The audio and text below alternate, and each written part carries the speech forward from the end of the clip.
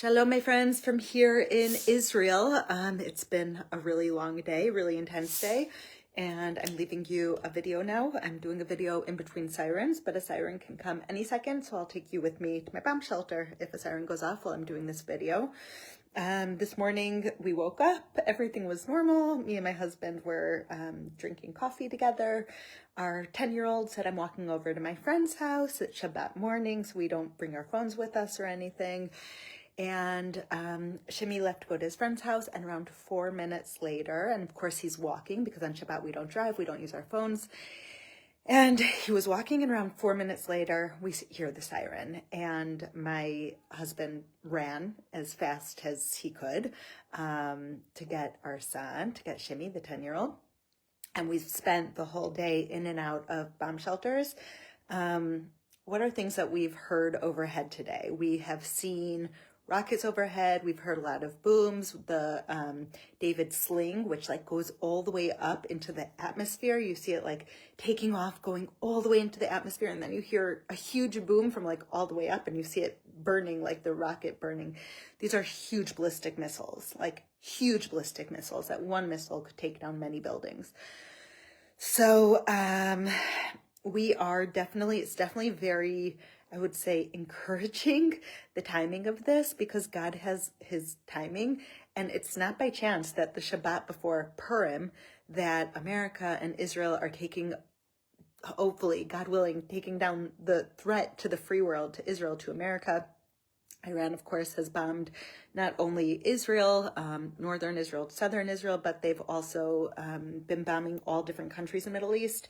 In Abu Dhabi, in Dubai, there's like, Iran is simply a threat to everyone.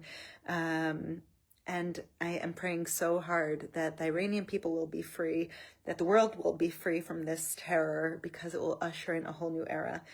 So in Israel right now, we are basically living from siren to siren. When a siren sounds, the way that it works here is basically we have a siren, and then if it's coming from Iran, there's enough time that it gives us a 10-minute warning. And so there's a siren that gives you a 10-minute warning. It says stay close to your shelter.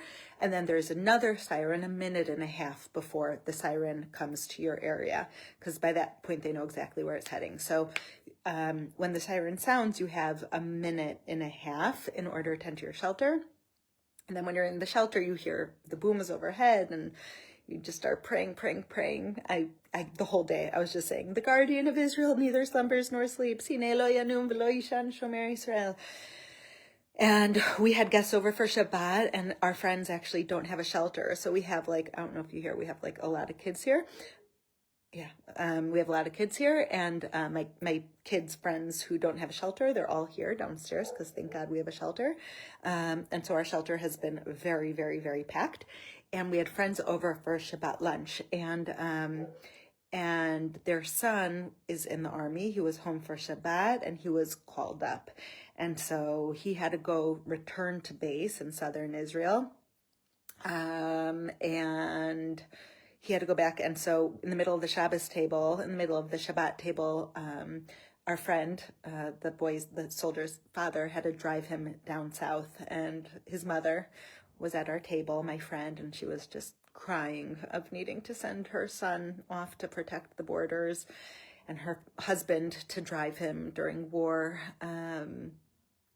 So the reality here is really intense. But even she said, as she was crying at the Shabbat table, she said, you know, I'm so happy that this threat that would kill so many other Americans and Israelis and Europeans, this threat to the free world, I'm so happy that hopefully, God willing, we won't have it anymore. But still, I'm praying and, worried about my son. And I think that's really how all of us in Israel feel. It's scary having these sirens. It's scary running to our bomb shelters. It's scary having booms overhead. It's scary having rockets fall. But we know that this is the price to pay to bring freedom to the free world, because so far we've all been held hostage to this global funder of terror, not only Iran, but all the proxies that they're funding all around the world that are attacking not only Israel, but the US. So On the ground right now, the fellowship is very, very, very active. We've been working since the morning in protected spaces and hospitals. We've opened up all of the thousands of bomb shelters that the fellowship has donated. We have delivered, and we're continuing to deliver, food and emergency supplies to bomb shelters. We're there with the first responders, giving them whatever they need. We have a stockpile of water and food and baby formula, because so many people are with babies in the bomb shelters. We have a stockpile of baby formula, and our team is incredible. We have the most amazing, selfless volunteers that instead of staying in their bomb shelters, they're going out and delivering this food to the needy. And the message behind it is so strong, because every time we deliver food to bomb shelters, clean water, baby formula, anytime we open the bomb shelters or bring the NICU babies to the shelter in the hospital that the fellowship built, we're saying this is a gift of love from Christians and Jews around the world. And it's so powerful to know that we're not alone here. It's so powerful to know that as we're in the middle of war, it's Christians who are praying for us and praying with us and standing with us. And all the projects the fellowship has done over the years to help secure the people of Israel, they're being used right now. So I will continue to update you. I'll continue to tell you what's going on. I'll continue to send pictures and videos. Actually, the sky right now overhead is full of anti-missiles, David Sling, and also missiles are flying overhead. Thank God there's no sirens here because it's going over our town. But I'll continue to update you. And you continue to pray. The guardian of Israel neither slumbers nor sleeps. Hine lo yanum velo yishan shomer Israel. And know that the fellowship is on the ground representing you within this darkness. Within this darkness, there's so much light.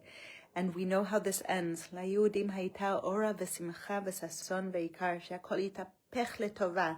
That everything is going to turn around for the good. All of the evil that Iran has been exporting from Iran, all of the slogans that they've been yelling, death to Israel, death to America, all the times that they've burned the American flag on the parliament floors, everything turns around for the good. Just like the story of Bilak and Balaam, when they tried to curse Israel, but it turns out as a blessing.